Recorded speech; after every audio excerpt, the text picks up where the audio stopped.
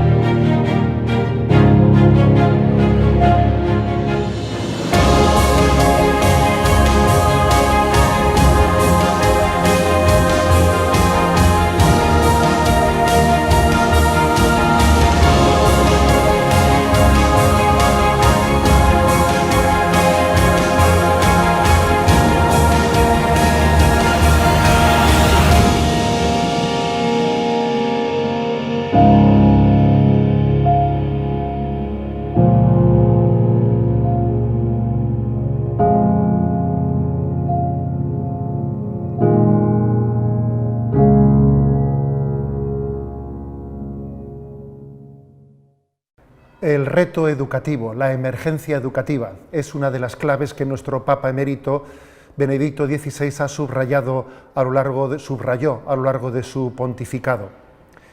Quiero reflexionar con ustedes sobre cuáles son las claves de ese reto educativo y de dónde nace esa emergencia educativa que vemos de una manera tan palpable en nuestros días. En primer lugar, y aunque pareciera que estamos abordando la cuestión desde un tema, desde una perspectiva que podía parecer un tanto lejana, el equilibrio afectivo es totalmente necesario para que la educación sea posible. Solo cuando alguien ha tenido la experiencia de ser amado incondicionalmente está en capacidad de poder recibir unos conceptos de educación. La emergencia educativa, el fracaso escolar tan extendido en muchos de nuestros centros, desconozco los datos de Estados Unidos y de otros lugares de América, pero puedo decirles que en España hay una grandísima preocupación por el muy extendido fracaso educativo en nuestro sistema escolar. Son muchos los jóvenes, y más ellos que ellas, los que no son capaces de completar los ciclos educativos obligatorios, y nos preguntamos cuál es la razón, de dónde viene esta emergencia educativa. La emergencia educativa posiblemente es la punta del iceberg que esconde debajo del agua algo más grave, quizás, que es la emergencia afectiva. Espero que podamos en otros programas también hablar de esa emergencia afectiva, pero ahora quisiera solamente señalarlo, porque no será, por ejemplo, alguien se atrevería a decir algo un tanto políticamente incorrecto, la incidencia que tiene el fracaso matrimonial en el fracaso escolar de los hijos. Nos gustaría que se publicasen esas estadísticas sobre la incidencia entre el fracaso matrimonial y el fracaso escolar de los hijos. Solo cuando sabemos, cuando hemos tenido la experiencia de un amor estable y cuando hemos sido educados en el amor, es ese amor el que ha sido capaz de generar en nosotros hábitos de vida ordenados en los cuales se puede integrar el estudio y la educación. Por tanto, esta es nuestra primera llamada. La emergencia educativa requiere también un equilibrio afectivo en aquel que tiene que ser educado. Pero doy un paso más. Sin duda a la Iglesia le preocupa la falta de inquietud intelectual de nuestra nueva cultura, la falta o la carencia de un deseo de conocimiento profundo. La indiferencia posiblemente puede ser el enemigo más diametralmente contrario a la educación. La indiferencia es el desprecio de la verdad, es el no sentir el hambre y sed de la verdad para la cual hemos sido creados. El relativismo es más bien la negación de la existencia de esa verdad. Relativismo e indiferencia, en el fondo, son dos enemigos antagónicos de la educación, en los que cualquiera de los dos, la falta de hambre de la verdad y la negación de la existencia de esa verdad, que ante la cual ciertamente tenemos que reaccionar. Alguien decía, si me permitís un poco el punto de humor, ¿qué es peor, la ignorancia o la indiferencia? Y él respondía, ni lo sé ni me importa. Y ciertamente creo que esta es la realidad. Es muy difícil educar a quien no le importe la verdad. Es difícil educar a quien niega la posible existencia de esa verdad. El relativismo hace imposible la educación. Educar en el relativismo es como pretender enseñar a nadar a alguien en una piscina sin agua. Es imposible. Por lo tanto, creo que la denuncia al relativismo, en el fondo, es creer, tener una visión optimista de la humanidad. Detrás del relativismo se esconde un pesimismo. No es posible conocer la verdad.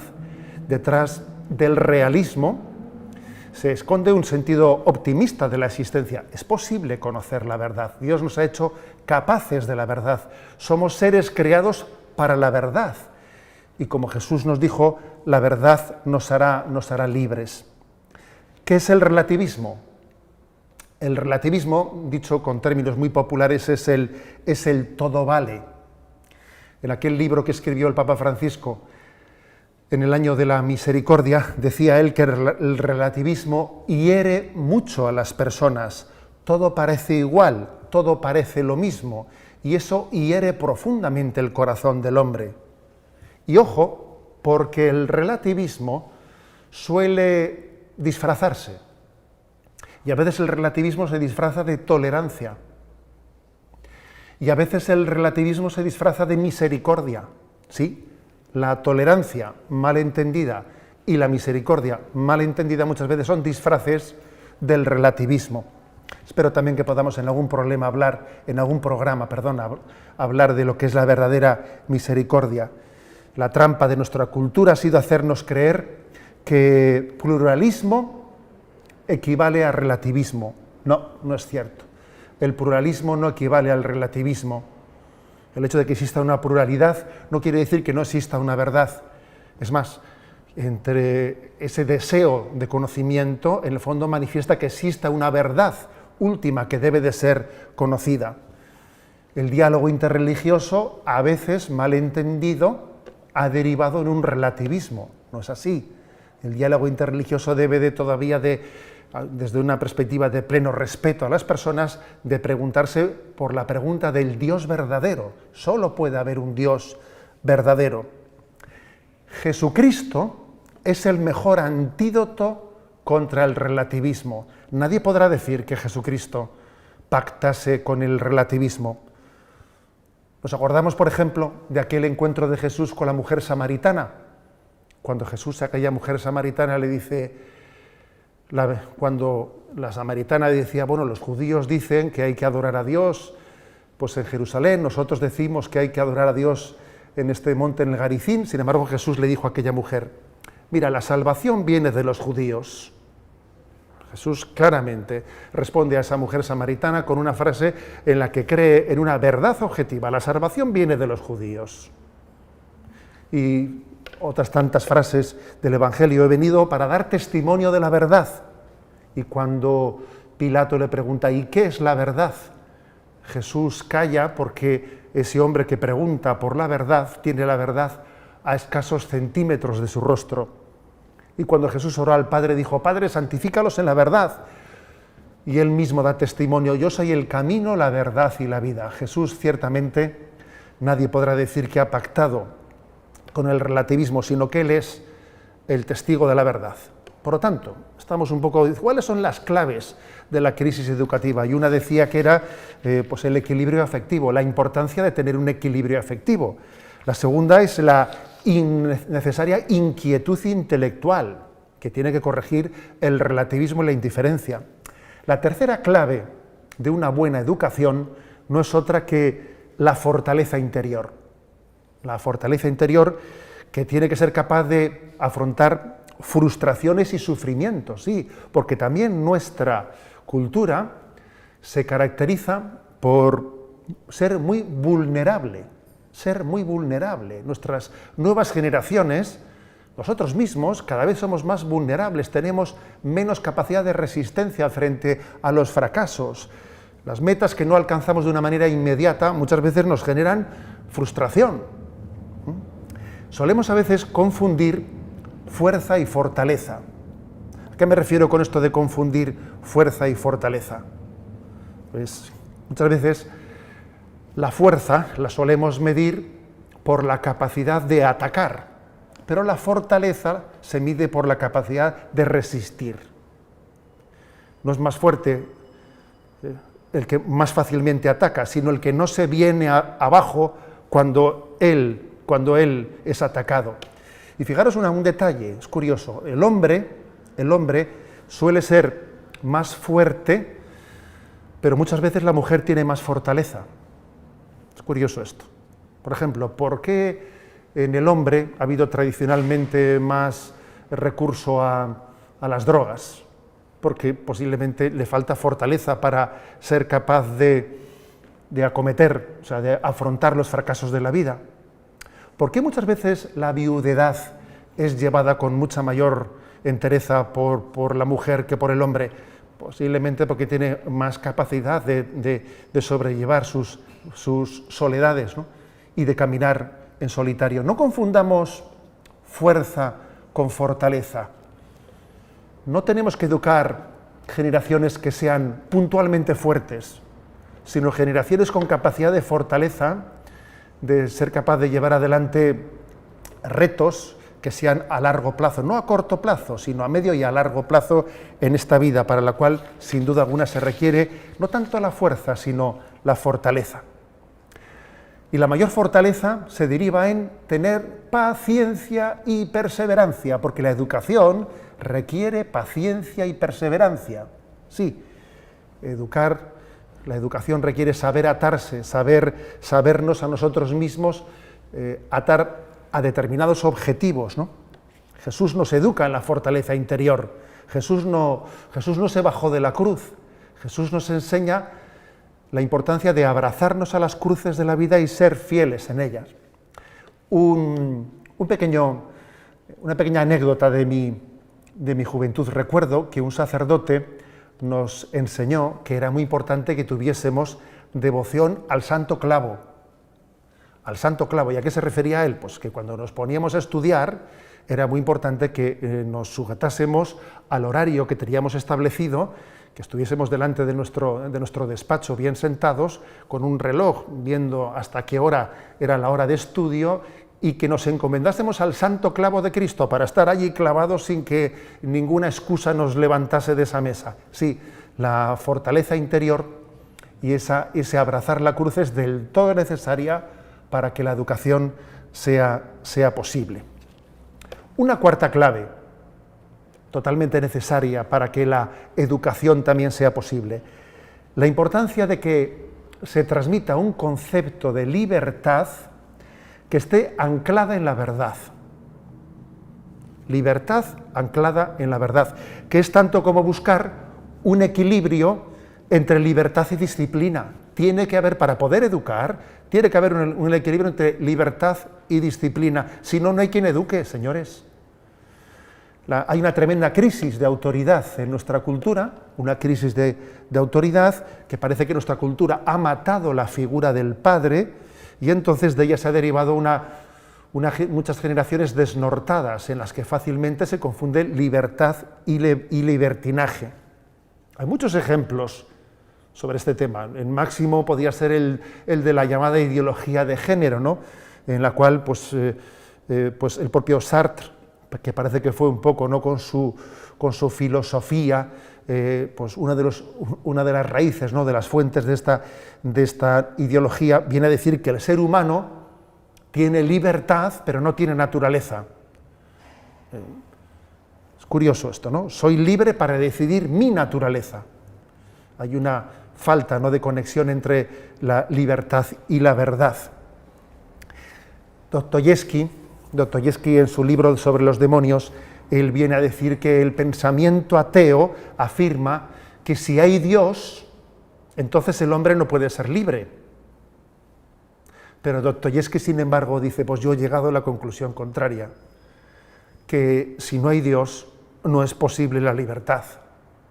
Sin Dios no es posible la libertad del hombre. Él hace posible la libertad del hombre, porque la libertad del hombre es una participación en la libertad de Dios. Fue San Agustín el que hizo una maravillosa reflexión sobre la auténtica libertad, y él nos dijo que la libertad no es libre albedrío, no, la libertad es la capacidad de hacer el bien. Libertad, repito, no es libre albedrío, es la capacidad de hacer el bien. Y la prueba es que en el cielo solamente allí seremos plenamente libres, y allí solo haremos el bien, no haremos otra cosa, ¿no? Por lo tanto, es clave, ¿no?, la educación en una libertad anclada en la verdad para que la educación sea posible. Y de esta manera entenderemos que la perfección de la libertad es la prudencia. ¿Qué es una libertad perfeccionada? Pues la prudencia, cuando alguien en prudencia es capaz de conducir su vida, ¿no? Ahí hay una serie de paradojas, ¿no? La paradoja principal es la de la Virgen María, la que dijo, he aquí la esclava del Señor, hágase en mí según tu palabra. La mujer más libre de la historia ha sido la que se llamó a sí misma esclava del Señor. Y decía nuestro genial Chesterton, al cual yo tengo mucho hábito, mucha costumbre de citarle, ¿no? Decía Chesterton que el camino hacia la libertad pasa por habituarnos a la obediencia, porque la libertad más valiosa es la que te hace capaz de obligarte a ti mismo. El que es capaz de obligarse a sí mismo, el que es perfectamente libre. Ese sí que es libre. Y en último lugar, la quinta clave para la buena educación, el equilibrio entre educación personal y educación comunitaria. Jesús educó a sus apóstoles en ambas claves. En cierto sentido, Jesús conocía de una manera única e irrepetible a sus apóstoles y tenía hacia ellos pues, una educación muy personalizada. Por ejemplo, cuando en ese episodio de Juan 21, pues existe esa especie de celillos, ¿no?, de celos entre ellos, y si, Señor, ¿y este qué? Si yo quiero que éste se quede conmigo hasta que yo vuelva, ¿a ti qué? Tú ven y sígueme. Cada uno tiene que buscar su camino. Jesús tiene un camino para cada uno, pero al mismo tiempo Jesús educó a los suyos no en los singularismos, sino les educó también de una manera comunitaria. Y obviamente la educación comunitaria nos preserva de muchas tentaciones. San Benito, en su regla, pues subraya mucho la importancia, lo educador que es someterse a la regla común, no pretender ser alguien totalmente diferente de los demás. Sí, el camino comunitario es muy preservador de muchas tentaciones. En definitiva, estas 5 claves educativas nos ponen los ojos en Jesús. Repito las 5 claves para que las tengamos las tengamos frescas. El equilibrio afectivo, la inquietud intelectual, la fortaleza interior, la libertad anclada en la verdad y el equilibrio entre educación personal y educación comunitaria. Les invito a ustedes, que es algo que hemos hecho en esa carta pastoral, los obispos vascos y navarros, a la que hacía referencia, publicada en el año 2017, Me enseñarás el camino de la vida, les invito a fijarse en la figura de Jesús como educador, como paradigma de la educación. Es algo que pocas veces hemos hecho en nuestra vida. Generalmente a Jesús nos hemos fijado en él como aquel que es el revelador del Padre en cuanto que nos transmite los contenidos, la verdad que el Padre quería revelarnos. Pero posiblemente no nos hemos fijado que Jesús no solamente es revelador en cuanto que nos dice lo que el Padre quería transmitirnos, sino que también Jesús nos revela cuál es la forma de comunicar. Sí, Jesús es el paradigma del comunicador, del educador. Jesús no solo nos revela el qué hay que transmitir, sino el cómo hay que transmitir. En su equilibrio, en su empatía con el prójimo, en su manera de juzgar la realidad, en su manera de abordar la relación con los demás. Jesucristo es un paradigma, es un retrato del buen pedagogo. Y, por ejemplo, pues podríamos fijarnos en sus formas, en las formas de expresión que él utiliza, en sus parábolas tan pedagógicas, en sus proverbios, en su sentido del humor. Jesús tenía un destacado sentido del humor, en sus fórmulas de hablar, en sus fórmulas breves. Sobre todo la pedagogía de Jesús tiene unos acentos que yo quisiera subrayar. El primer acento: Jesús educa partiendo del corazón, de dentro hacia afuera, no de fuera hacia adentro. Digamos que tiene una pedagogía más centrífuga que centrípeta. Cuando, por ejemplo, él reprocha a los fariseos ser sepulcros blanqueados, Jesús educa cambiando el corazón. La conversión de Jesús no es tanto el cuidado de las formas exteriores, cambia el corazón, y del cuidado del corazón luego cambian las formas, claro, cambian las formas, pero porque el corazón ha cambiado. Esa es su primera clave educativa. La segunda clave educativa de Jesús es la pedagogía de la gratitud. Sí, él nos enseña a ser agradecidos, a reconocer los dones recibidos de Dios. ¿Qué tengo yo que no haya recibido? Para poder ser educado, bien educado, es imprescindible educar en la sensibilidad y en la gratitud. En tercer lugar, la pedagogía de la humildad.